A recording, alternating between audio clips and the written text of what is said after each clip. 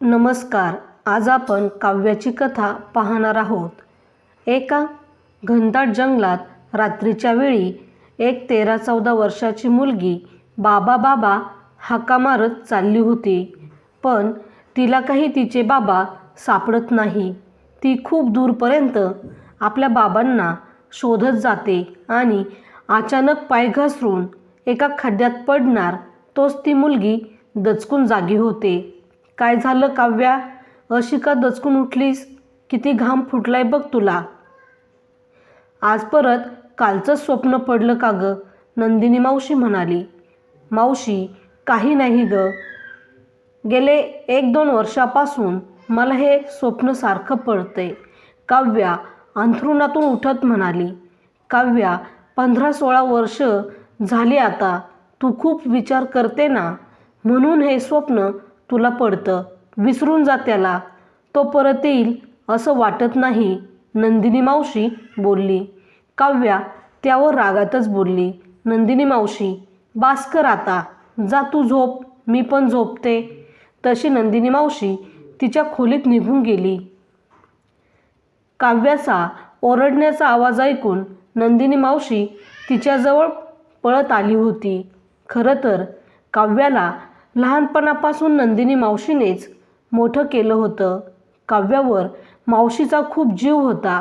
काव्या 2-3 वर्षाची असतानाच तिची आई देवाघरी गेली होती. काव्याचे बाबा सरकारी नोकरी करत होते.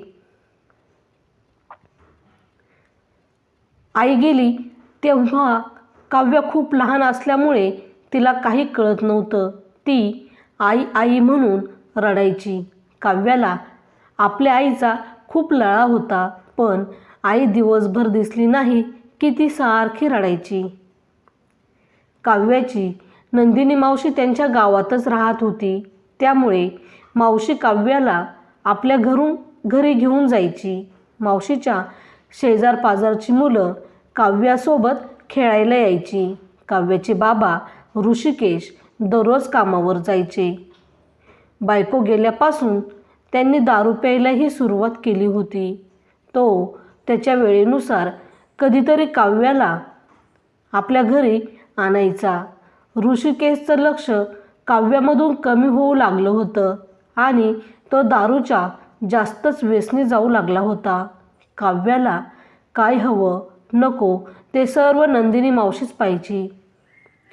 काव्याच्या बाबांनी बऱ्याच मुलींशी मैत्री केली होती, पण काव्या मात्र एकटी पडत चालली होती. नंदिनी मावशी काव्याला आईची माया देत होती. एक दिवस ऋषिकेश आपल्या मुलीला काव्याला सोडून निघून गेला. ऋषिकेशने काव्याच्या मावशीला सांगितलं, आता मी दुसरं लग्न करतोय. आयुष्यभर मी एकटा राहू शकत नाही. नंदिनीला ऋषिकेशचा खूप राग आला होता. ती त्याला म्हणाली, जा, तुला कोणाशी लग्न करायचे कर.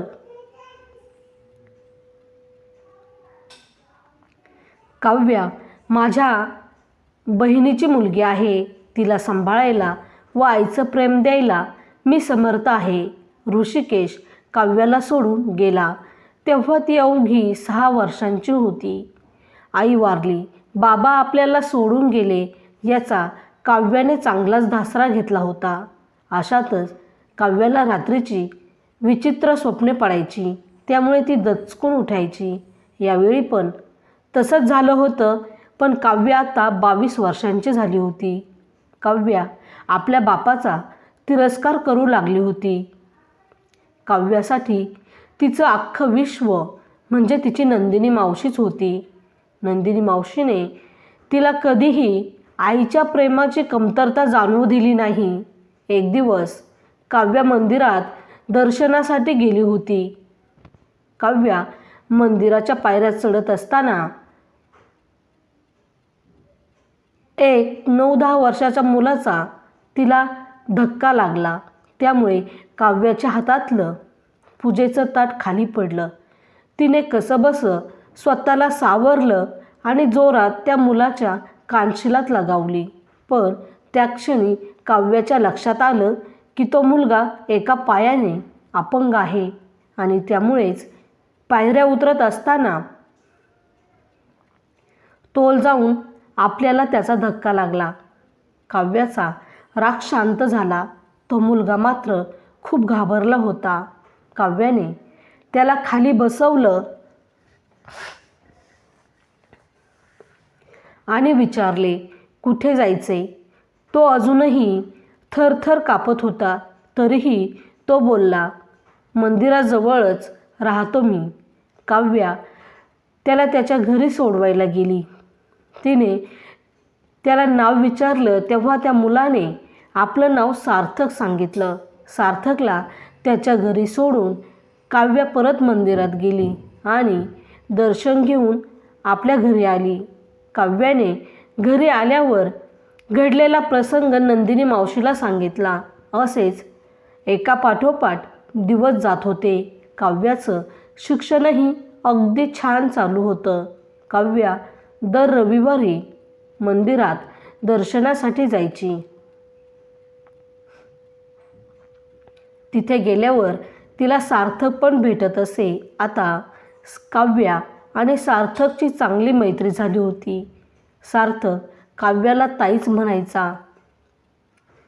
दर रविवारी काव्याताई मंदिरात येते हे सार्थकला माहीत होतं. म्हणून आज तो लवकरच मंदिराच्या पायऱ्यांवर जाऊन बसला होता. काव्य आल्यानंतर तिने दर्शन घेतलं आणि ती पण सार्थकजवळ येऊन बसली. तेव्हा सार्थक म्हणाला, मी तुला ताई म्हटलेलं आवडतं का? हो, मला आवडतं. तू मला काव्याताई म्हटलेलं. तुझ्यासारखा गोड भाऊ मिळाला आहे. मला एक मोठी बहीण आहे.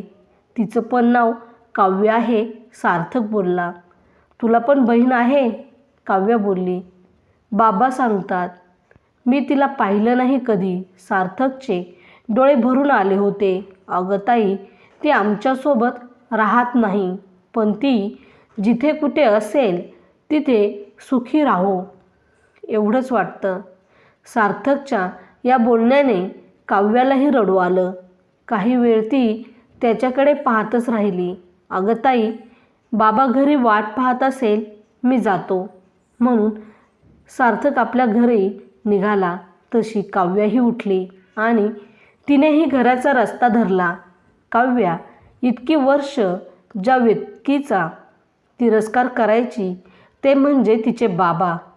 सार्थक तिच्या बाबांसारखाच दिसायचा, पण तो एखाद्या वेळेस योगायोग असेल म्हणून काव्या त्याकडे दुर्लक्ष करायची.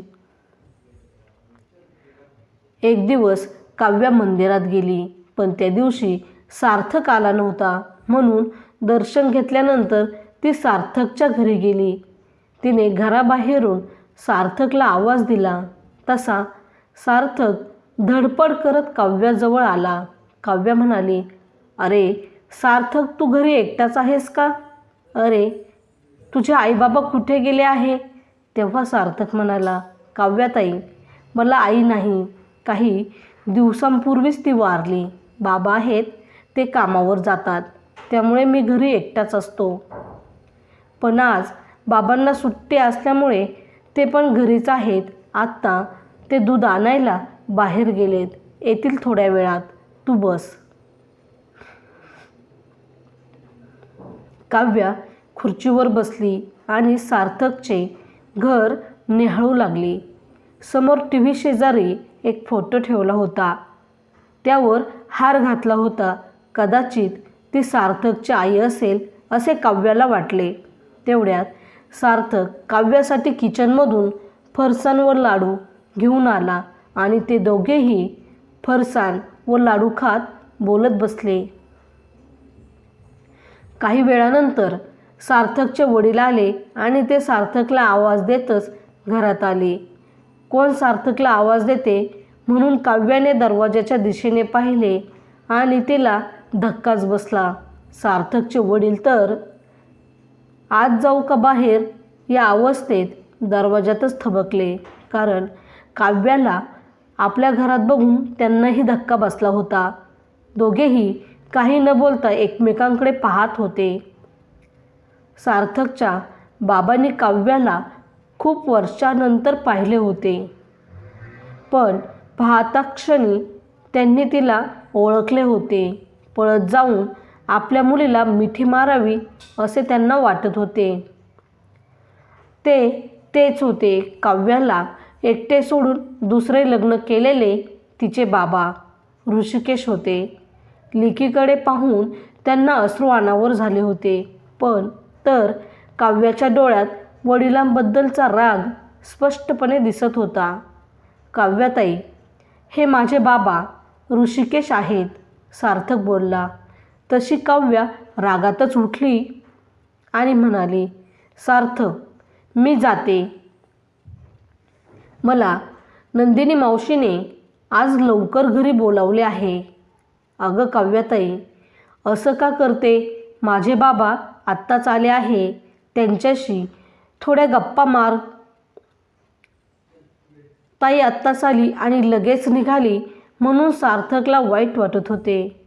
पण काव्या काहीच उत्तर न देता निघून गेली. ऋषिकेशला खूप वाईट वाटत होते. त्याच्या डोळ्यात नकळतपणे अश्रू आले होते. ते सार्थकला पण जाणवले आणि त्याने ऋषिकेशला विचारले, बाबा काय झाले? तुम्ही का रडताय? आणि काव्याताई तुम्हाला बघून अशी का रागात निघून गेली? ऋषिकेश बोलू लागला, सार्थक, तू जिला ताई म्हणतो ना, तीच तुझी काव्याताई आहे. ती माझ्यावर रागावली आहे म्हणून निघून गेली. हे ऐकून तर सार्थकला खूप आनंद झाला आणि तो म्हणाला, बाबा आपण काव्याताईला आपल्याकडे राहायला आणू. नाही सार्थक, ती येणार नाही आपल्याकडे राहायला. काव्या मात्र अख्ख्या रस्त्याने रडतच आपल्या घरी पोहोचली आणि रंजना मावशीला पाहताच ती पळत जाऊन रंजना मावशीच्या गळ्यात पडली व धाय मोकलून रडू लागली. ते का माझ्या आयुष्यात आले परत? मला त्रास होतोय मावशी. मला त्यांचा चेहरा पाहिला तरी त्यांचा तिटकारा येतोय. रंजना मावशीने काव्याला समजवलं व शांत केलं. सार्थकला काही बरं वाटत नव्हतं. आपली ताई आपल्याजवळ नाही या गोष्टीची त्याला खंत वाटत होती. तो सारखा काव्याताईचाच विचार करत होता. मला माझी ताई माझ्याजवळ पाहिजे असा हट्टच त्याने केला होता. आता या घटनेला 15 दिवस उलटून गेले होते. काव्याताई आता आपल्याला भेटायला पण येत नाही म्हणून सार्थकने खाणं पिणं सोडलं होतं.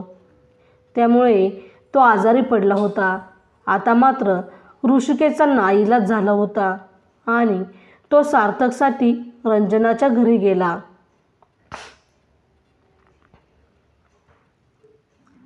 ऋषिकेश खूप दिवसांनी रंजनाच्या घरी आला होता. रंजनाने त्याला का आला म्हणून विचारलं तेव्हा त्याने रंजनाला सार्थकबद्दल सांगितलं. ऋषिकेश बोलला, काव्याला म्हणावं एकदा तरी सार्थकला भेट. तिच्यासाठी त्याने अन्नपाणी सोडलंय आणि तो आजारी पडलाय. हे ऐकताच हे सांगताना ऋषिकेशचे डोळे पाणावले होते आणि तो आल्या पावली रंजनाच्या घरून निघून गेला. काव्या आतल्या खोलीतच होती. तिने ऋषिकेश व रंजना मावशीचं बोलणं ऐकलं होतं. ऋषिकेश गेल्यावर काव्या बाहेर आली तेव्हा रंजना मावशीने काव्याला प्रेमाने आपल्याजवळ घेतलं आणि म्हणाली, काव्या एकदा सार्थकला भेटून ये. तेव्हा काव्या म्हणाली, रंजना मावशी, मला त्या माणसाचं तोंडही पाहायचं नाही आणि मला हे माहीत नव्हतं की तो माणूस सार्थकचा बाप आहे. रंजना मावशी काव्याला रागावूनच बोलली, काव्या तो माणूस तुझा पण बाप आहे. त्याने अगोदरच त्याच्या जीवनात खूप दुःख पाहिलंय. आता सार्थकला पण काही कमी जास्त झालं तर तो कोणाच्या तोंडाकडे पाहून जगल.